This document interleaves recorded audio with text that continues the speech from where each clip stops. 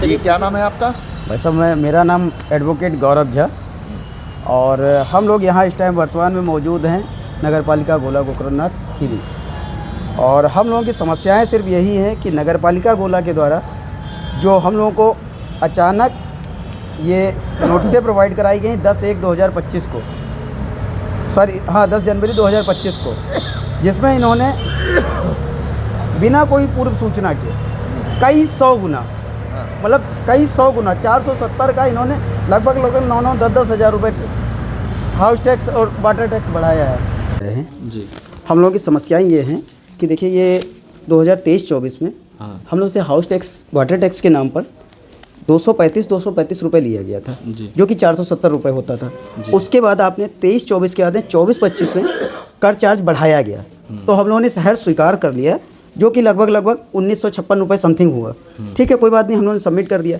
लेकिन इस बार 10 जनवरी 2025 ये हमारे पास अचानक ये नोटिस भेजी जाती है जिसमें वाटर टैक्स 470 की जगह बढ़ा करके ये लगभग 8600 रुपये किया गया है।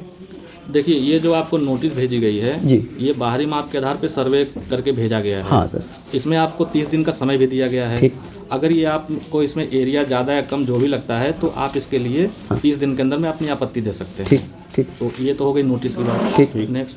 नेक्स्ट सर ये है कि जब अभी हमारा पिछले साल बढ़ाया जा चुका था, हाँ, तो सर फिर क्यों बढ़ा दिया गया? देखिए, पिछला जो आपका था वो किसी मानक पे नहीं था, मतलब जो इससे पहले 470 से 1900 किया गया। जैसे वो पिछला जो भी एक टैक्स लगा हुआ था पर कमरों के हिसाब से जो डिसाइड होते थे, हाँ, उसमें प्रत्येक 5 वर्ष के बाद जो हमारी कर निधान पंजिका बनती है उसमें 25% की वृद्धि का प्रावधान था। 25%? हाँ, 25% वृद्धि का प्रावधान। ठीक ठीक। मतलब वार्षिक मूल्यांकन। ठीक ठीक ठीक। जिसका 10% गृहकर और 10% जलकर देय था। बिल्कुल। 18 मार्च 2011 को शासनादेश है, ठीक, उसके तहत उत्तर प्रदेश में नगर निकायों को अपना अपना सोकर लागू करने की बात कही गई है। ठीक है। उसी के क्रम में अन्य भी नगर पालिकाओं ने मतलब किया है, अभी उसका अनुपालन इस नगर पालिका में नहीं हुआ था। ठीक है। उसके क्रम में 23 जनवरी 2024 को जी यहाँ पे एक प्रस्ताव बनाया गया, ठीक है, और पेश किया गया बोर्ड की बैठक में नियमावली बना करके उसी 18 मार्च 2011 के शासनादेश के क्रम में जी, और उसका प्रकाशन भेजा गया अमर उजाला बरेली में 8 फरवरी 2024 को। ठीक है। एक दूसरा प्रकाशन भेजा गया 25 फरवरी 2024 को अमृत विचार बरेली में। ठीक। इसकी समय अवधि समाप्त होने के पश्चात जी फिर जो लागू करने की प्रक्रिया होती है उसके लिए गजट कराना होता है। ठीक। उसको फिर भेजा गया गवर्नमेंट प्रेस इलाहाबाद में। ठीक है। वहाँ से ये गवर्नमेंट प्रेस से आया 14/9/2024 को। ठीक है ना जी, जिसमें सर्किल रेट वगैरह सब बनाए गए थे। ठीक है। ठीक है। रोड के हिसाब से। ठीक है। रोड के 3 मानक रखे गए, मेन रोड 30 फीट से अधिक जी, 15 से 30 फीट जी, और 15 फीट से कम जो गली होते हैं। ठीक है। उस मानक के अनुसार तो सर्किल रेट भी है, वहाँ बोर्ड सामने लगा हुआ है या फाइल में भी यहाँ लगी हुई है। ठीक है। पर स्क्वायर फीट डिसाइड किया गया। ठीक है। पर स्क्वायर फीट में जो जितने हिस्से में अपना रहन सहन करेगा उसके अकॉर्डिंग अपना टैक्स वो जमा करेगा। अब प्रॉपर्टियाँ भी 2 तरह की होती हैं, एक केवल रेजिडेंस प्रॉपर्टी, एक नॉन रेजिडेंस, ठीक, और तीसरी होती है मिक्स टाइप की। ठीक।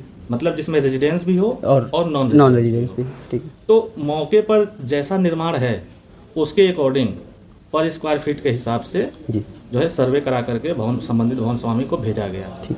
तो उसमें जितना टैक्स बनता है जी वो दे है सर। तो अगर सर्वे में जी है ना, सर्वे में जो भी प्लॉट एरिया वगैरह जैसे ज़्यादा कम जो भी होता है, ऐसा नहीं कि जो टैक्स आपको भेजा गया है वो डिसाइड कर लिया गया। अच्छा।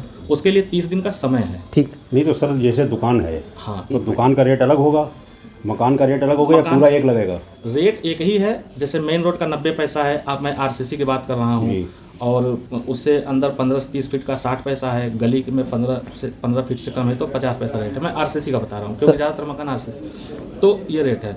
अब उसमें कैटेगरी बनी हुई है, जैसे मान लीजिए दुकानें हैं तो वो 2 गुना हो जाएंगे। सर आपकी बात बीच में काटना चाहेंगे। हाँ। आपने जैसे बताया कि 23-24 में हाँ, हम लोगों ने 25% टैक्स बढ़ाया था। हाँ। और करंट में आपने नए जियो के हिसाब से रेट बढ़ा दिया है। तो जो नया जियो हमारा वहाँ से आया बनके, हाँ, गजट होकर के जो आया, हाँ, तो वो प्रभावित थी 1/4/24 हुई, उससे पीछे हम जा नहीं सकते। तो लेकिन सर जो 25% बढ़ा था, हाँ, क्या उसी के ऊपर फिर नया जियो लागू कर दिया गया? वो 25% अगर आपका ना भी अगर बढ़ता है जी, है ना, उसमें भी 25 ये पर स्क्वायर फीट के हिसाब से वो ऑलरेडी बढ़ रहा है। सर पर स्क्वायर फीट में आदमी का जितना बना हुआ है उतने पे ही तो टैक्स लगेगा, अनकवर्ड एरिया पे भी टैक्स लगेगा, कवर्ड एरिया पे लगेगा। और जो अनकवर्ड एरिया है उस पर अनकवर्ड एरिया में अगर मान लीजिए कॉमर्शियल एक्टिविटी अगर उसमें है तो उस पर लगेगा। नहीं, अगर वो जलभराव के बीच में पड़ी हुई है तब क्या होगा? जलभराव के बीच में उसमें कुछ नहीं रहा, पानी के बीच में हमारी जमीन पड़ी है। जलभराव के बीच में है तो नगरपालिका से उसको जो है जलभराव को दुरुस्त करने के लिए नगरपालिका की टीम है। नगरपालिका ने आज तक हम लोगों की जलभराव के लेकर के कोई कदम नहीं उठाया न। और दूसरी बात, सोचने योग्य है, ये विचार योग्य यही ज़मीनें हैं कि इन ज़मीनों में जलभराव पड़ा हुआ है, उस पर हमारे टैक्स लगा दिया गया है।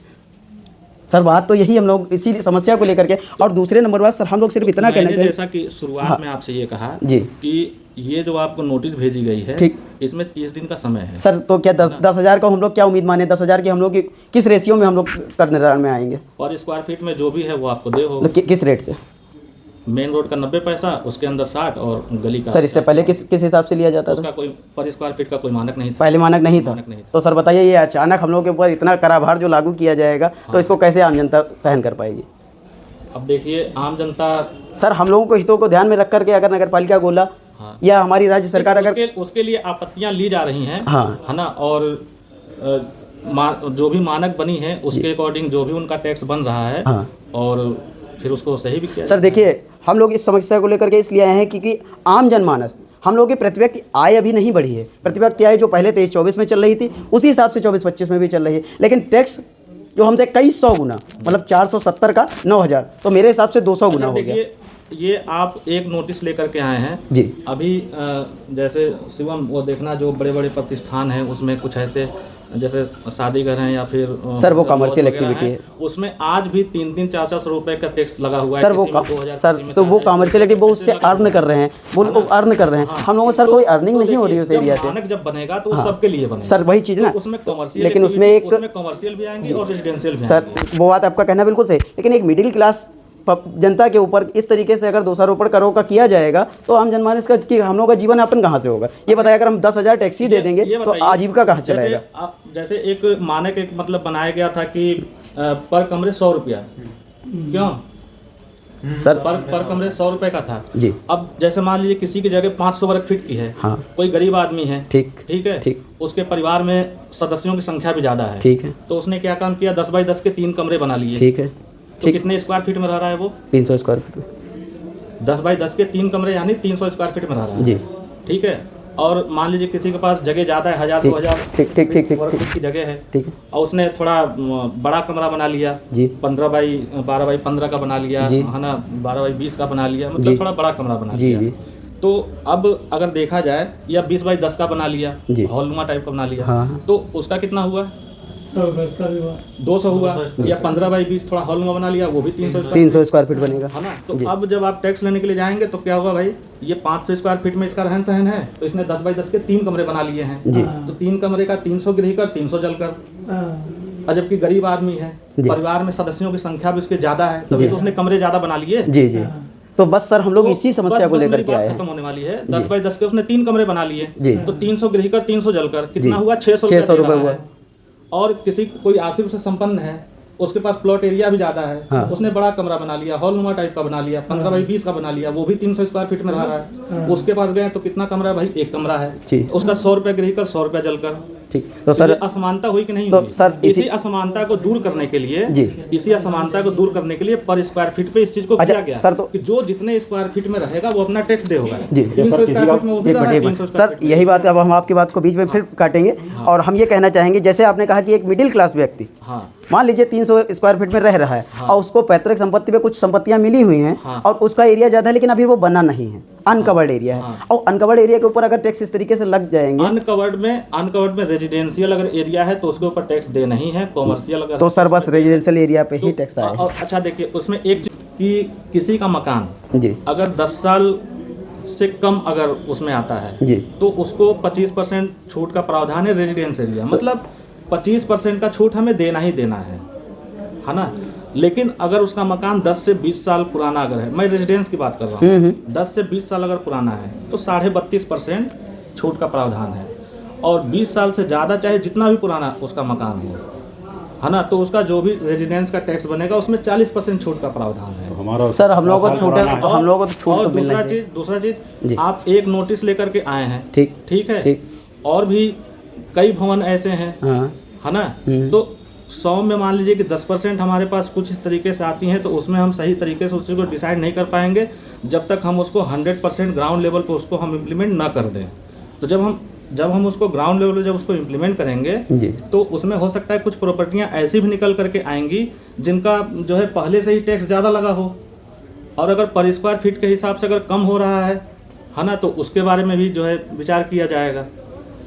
और जिनका पहले से ही कम लगा हुआ है उनका बढ़ रहा है ना, तो उसके बारे में भी विचार सर बढ़ने का जैसे आपने बताया कि अभी 10%, 25% और 90% ये सर्कुलेशन अभी से चालू हुआ है, तो इसका मतलब पहले जो हम लोगों के ऊपर टैक्स लगाया जा रहा था वो बिना किसी सर्कुलर के लगाया जा रहा था। ऐसे ही बस एक कमरों का हिसाब था जी, है ना, कि कमरे बने हुए हैं उसके अकॉर्डिंग। मतलब देखिए मैं यहाँ पिछले साल ट्रांसफर होकर के आया, अच्छा, वो सितंबर 2023 में जी, तो मैं उसके हिसाब से बता रहा हूँ कि जो मुझे यहाँ बताया गया कि सर तो कुल मिला के हम लोग ये कमरों का हिसाब, तो हम लोग कुल मिला के ये माने कि ये जो नया कर प्रणाली लागू की गई है ये उसी का प्रभाव है। इसमें असमानता का व्यवहार नहीं होगा।